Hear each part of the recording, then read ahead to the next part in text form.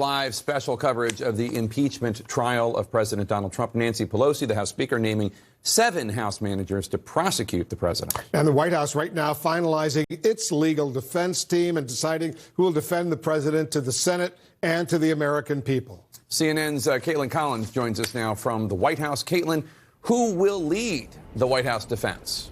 So what we definitely know is that Pat Cipollone, the White House counsel, and Jay Sekulow, who is President Trump's outside attorney, are going to be the main 2 figures that you're going to see there on the floor. Now, Jay Sekulow is someone that people are familiar with. He's done several interviews throughout the last 2 years defending the president.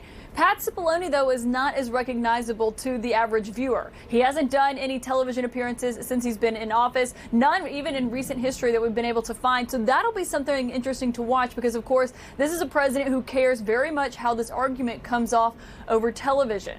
Now, 2 of Pat Cipollone's deputies from the White House counsel's office are also going to be helping with this effort, though it's unclear if they're going to have speaking roles like Pat Cipollone and Jay Sekulow will. But the question that still remains is if they are going to add any other attorneys to this team.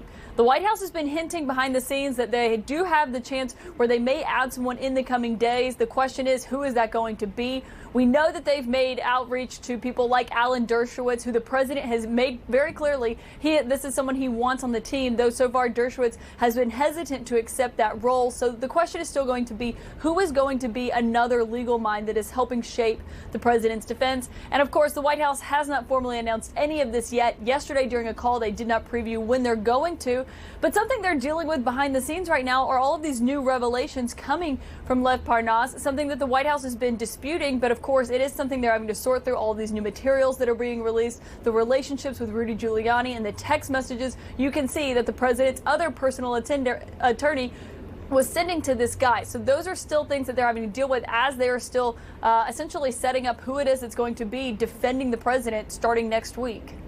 All right, Caitlin Collins at the White House, thank you so much. I want to bring in Michael Gerhardt, our CNN legal analyst. He's an expert on impeachment, knows the history of all of these impeachments. Well, what do you think the White House is going to do in terms of bolstering that legal defense team?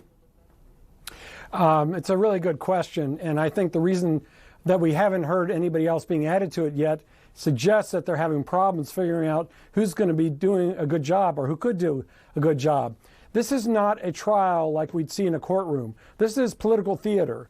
And at the same time, it's not so much about the law, it's about the facts. So which kind of lawyer can come into this and be honest in talking about a defense of the President of the United States? One risk I think Cipollone, as White House counsel, has is that he's a member of a bar association, and a member of a bar association is under a duty to be candid and truthful before a tribunal. So Cipollone is going to have to make representations about the evidence that's out there and about the president's innocence or guilt. Depending on what he says, he could put himself in trouble if, for example, he denies that there's no evidence showing the president did what the articles charge.